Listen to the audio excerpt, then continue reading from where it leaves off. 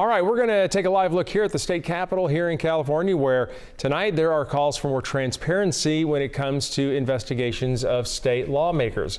You might remember at the height of the Me Too movement, the California legislature promised to release its sexual harassment records, but it stopped releasing those reports in 2020. KCRA3's Capitol correspondent Ashley Zavala explains what's going on and the effort to change this. Hey, hey, ho, ho! Sexual violence has got to go! Nearly 7 years since the Me Too movement shook the state capitol, there are new questions about sexual assault investigations involving state lawmakers and their high-level staffers. At what I would say was kind of the peak of the Me Too movement, there was a push for there to be more transparency around this. Sophia Bolag, a reporter with our partner at the San Francisco Chronicle, covered the Me Too developments, which changed how sexual assault and other misconduct is investigated at the California state capitol. After the first couple of investigations started being done and there started to be findings that were substantiated against lawmakers and chiefs of staff, we started getting like document dumps. And we got quite a few of those. Journalists like Sophia were part of an informal agreement with the legislature that it would release substantiated sexual assault reports to the public. But legislative leaders did not want this in state law. Since 2020, those reports have stopped. It's hard to know what you don't know. Now, the legislature is claiming there has not been a legitimate complaint against any of the state's 120 lawmakers or their high-level staff since 2020.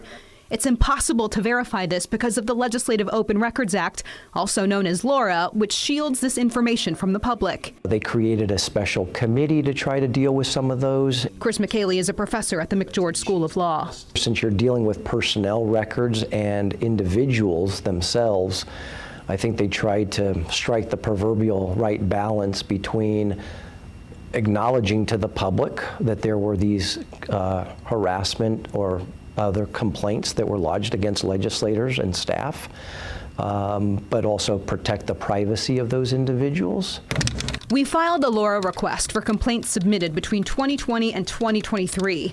We have not yet heard back. Usually when there are work in the government's done in secret, that's when the majority of us should be worried. Jerry Flanagan is the litigation director for Consumer Watchdog, a group that's writing a ballot initiative to change LAURA that would require the results of workplace conduct investigations to be made public. Unless there is the threat of public scrutiny, you have no way of knowing that the investigation was nothing more than a sham investigation. In the meantime, we wait for when or even if the legislature releases its next substantiated complaint. Neither Senate Pro Tem Tony Atkins nor new Speaker Robert Rivas would comment on this story. In a statement, the Secretary of the Senate and Chief Administrative Officer said in part that the Legislative Workplace Conduct Unit has played a significant role in improving the workplace, and that legislative leadership plans on sharing information on how the WCU is being used later this year. We were on with this story at 4:30. Our web story on this has been up since about 3 o'clock. About 40 minutes ago, a legislative staffer forwarded me a memo that had just been sent out by legislative leadership with the annual Workplace Conduct Unit report that only provides the numbers, again, not those complaints that were promised to journalists. The memo released tonight shows the unit looked into 391 complaints within the last 3 years. Again, apparently not a single one substantiated against any state lawmaker or high-level staffer. We will dig into this report. We will keep following this. Right now, our web team is working on getting that letter up so that you at home can see it too.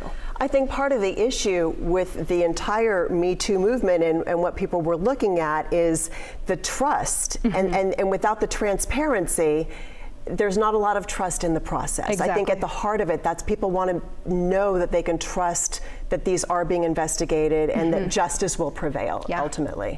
Yeah, not feeling transparent at all. Thank you.